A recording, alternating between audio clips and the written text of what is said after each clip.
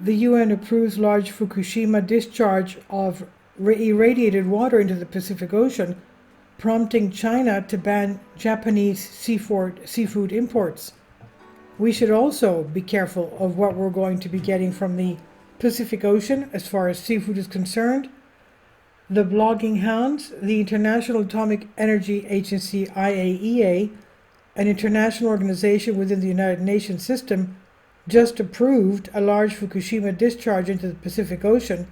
The pending discharge, which includes over 500 Olympic-sized swimming pools of treated radioactive water, will be released from the infamous Fukushima Daiichi nuclear power plant. Chinese customs and food safety regulators are warning against the move and are threatening to block seafood imports from Japan. The Fukushima disaster is not over. Back on March 11, 2011, the Daiichi nuclear power plant was struck by a 15-meter tsunami from a catastrophic 9.0 magnitude earthquake. Immediately, 11 reactors at 4 nuclear power plants shut down. In the first 3 days, all 3 cores largely melted down, releasing radioactive material, especially through days 4 to 6. The 3 units were no longer able to maintain proper reactor cooling and water circulation functions, and their electrical switchgear was disabled. For weeks, operators worked to restore heat removal from the reactors. All 4 Fukushima Daiichi reactors were decommissioned due to the extensive damage from the meltdown. For years, the basic ongoing task was to prevent the release of radioactive materials, particularly in contaminated water that leaked from the 3 units. The Fukushima controversy continues over a decade later. Over a decade later, treated radioactive water is set to be released directly from the Fukushima plant into the Pacific Ocean. Hong Kong's Environment and Ecology Department is not on board with the decision. They don't agree with this. The department head, Tsai Chin-wan, issued a warning for Japan. If Japan discharged the treated water into the Pacific Ocean, Tsai Chin-wan said China would ban all imported frozen, refrigerated, and/or dried seafood products, including unprocessed or processed seaweed and sea salt. This impacts China's supply of scallops, shrimp, tuna, and Japanese rice wine sake, all of which are popular staples in China.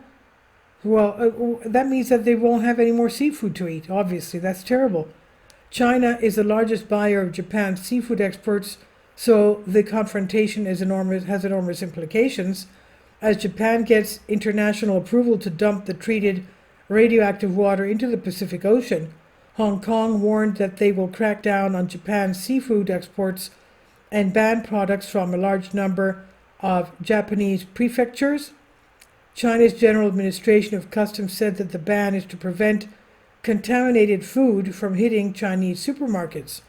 Chinese Customs lambasted AIEA reports, claiming that it failed to fully reflect expert opinions and that China will take all necessary measures to ensure that Chinese consumers are safe from radioactive waste. Wang Wenbin, a Chinese foreign minister spokesperson, had addressed the issue in a recent press briefing, saying, "If some people think that the nuclear contaminated water from Fukushima is safe to drink or swim in, we suggest that Japan save the nuclear contaminated water for these people to drink or swim in instead of releasing it into the sea and causing widespread concerns internationally." And of course they're right. Chinese Customs added, since the Fukushima nuclear disaster in 2011, China's customs have attached great importance to the issue of radioactive contamination of Japanese food imported to China. It has closely monitored the relevant measures taken by the Japanese government, continued to assess the risk, and responded promptly. The AIEA maintains that the treated radioactive water conforms with international safety standards, if you could believe that. And this is from the Bloghounds, from Stuart Branhall, WordPress, on Out of Minds 2. Please leave your comments, and thank you for your support. Support my Patreon account. The daily posts are 5 videos daily, and they are totally different from what I have on my YouTube channel. Thank you so much for your support and that you find all my content so interesting. You'll find the Patreon account details in the description box below.